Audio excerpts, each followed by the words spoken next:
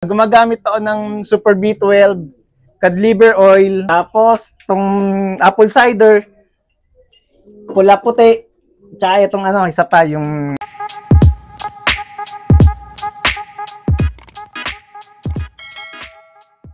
Good morning mga kalapatids, ako nga po pala si Nad Mendoza, ang pinion puncher ng Bulian Silang, Cavite. Yun, siyempre bago ulit natin simulan tong video to, sir, maraming salamat po sa pag-unlock na makapag-loop visit sa'yo. Yun, sir, pwedeng may pasyal mo kami sa loop mo. Tara. Yun, tara, let's go. Welcome kalapatids, dito po pala tayo sa maliit na breeding station. Tingnan nyo mga kalapatids, so pagpasok nyo sa may gate nila, bubungad sa inyo itong mga ibon.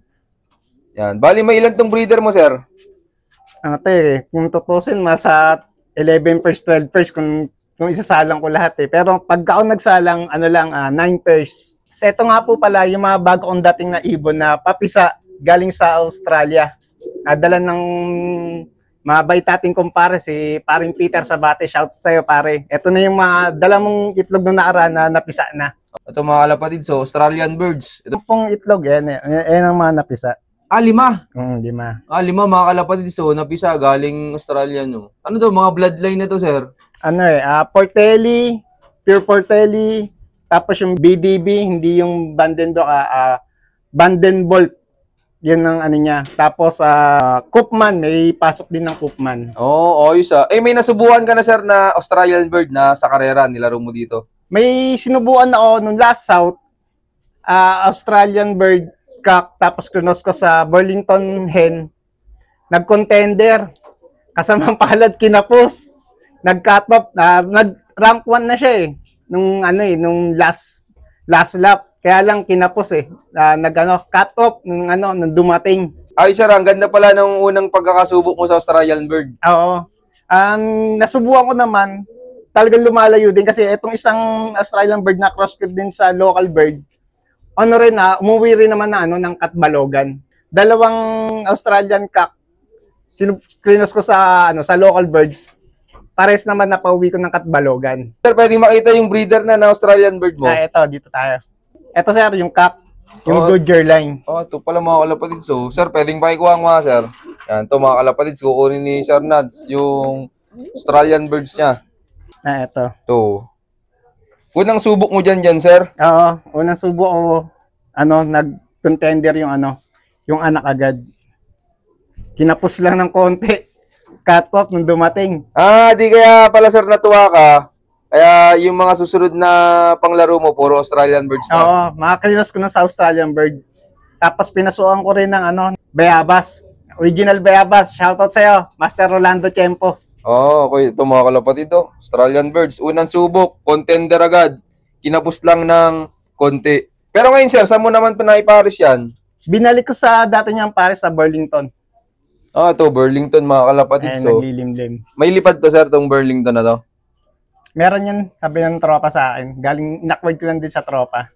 Ito, isa pang Australian bird.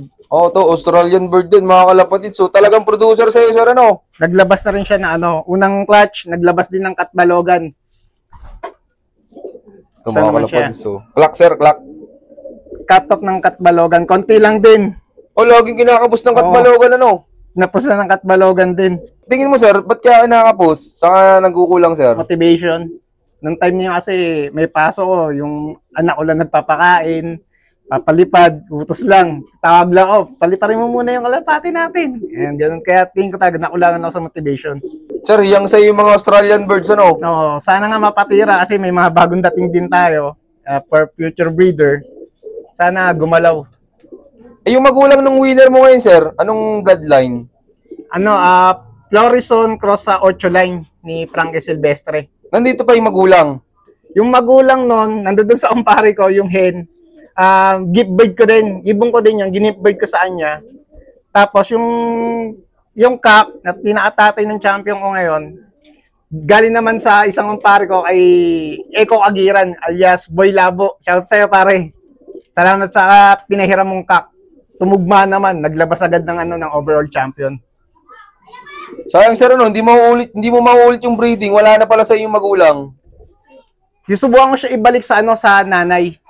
Kasi yung chewin, meron din naman sa akin.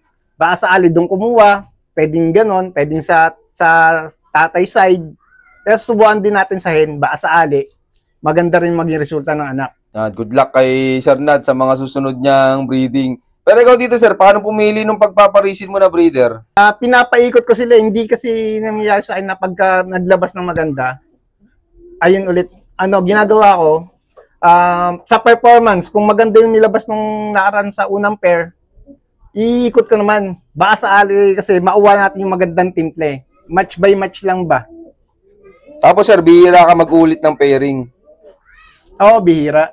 Pag natuwa lang ako sa breeder na yun na maganda yung nilabas sa unang clutch, basta sa second clutch, subukan ko ulit sila. Baka sa aling mas gumanda yung performance nila. Okay. Kaya tulad nila Burlington tsaka Australian. Oo, inulit ko lang ulit sila. Tapos, sir, pagdating naman sa mga breeder mo, paano mo sila i-prepare bago isabak sa breeding? Ganun din. Una, paligo, purga, lashing, tapos bago ng multivitamins, kailangan medyo mainis na yung ibon bago natin isalang para magbigay ng magandang performance. Hindi yung basta-basta lang tayo salang ng salang. Mga ilang buwan ang preparation mo, sir, sa breeder mo bago isabak sa breeding? Mga isang buwan. Mga isang buwan. Ilang beses ka na magbigay, sir, ng multivitamins? Ano yun, yung capsule? Sa tubig, tapos yung B12 na pula-puti, yan, ginagamit ko din yan. Tapos yung tiki-tiki, nagbibigay din ako ng tiki-tiki. Sa breeder mismo, sir, o sa inakay na? Sa inakay at sa breeder, binibigyan ko sila. Okay lang, sir, i-share mo paano paggamit mo ng tiki-tiki sa mga viewers natin dyan.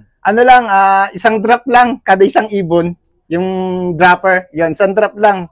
Kasi nakikita ko, lumalakas din sila kumain, nagpapaganda rin ang katawan Edi, sir, yung inakay po pala, sir, ilan days bago mo bigyan ng tiki-tiki? Mga 1 week, nagbibigay na ako ng tiki-tiki sa kanila. Di yung kapag pwede ng siksingan.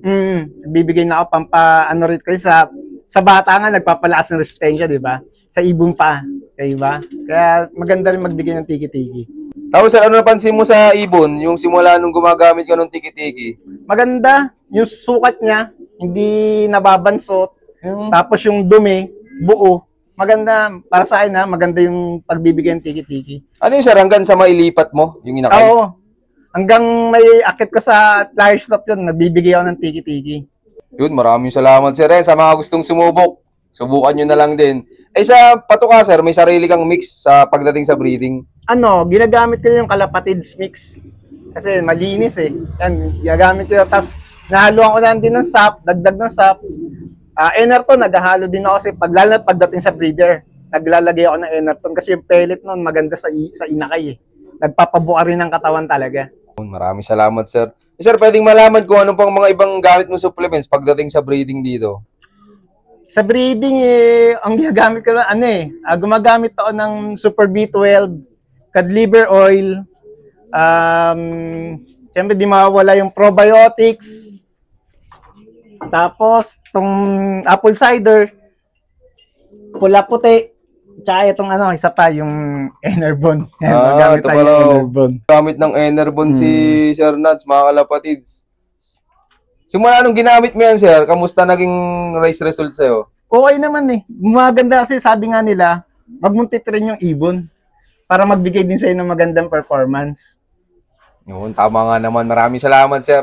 Sir, tingin mo, ano yung pinaka-importante sa breeding? Tutok din talaga, kailangan tutukan.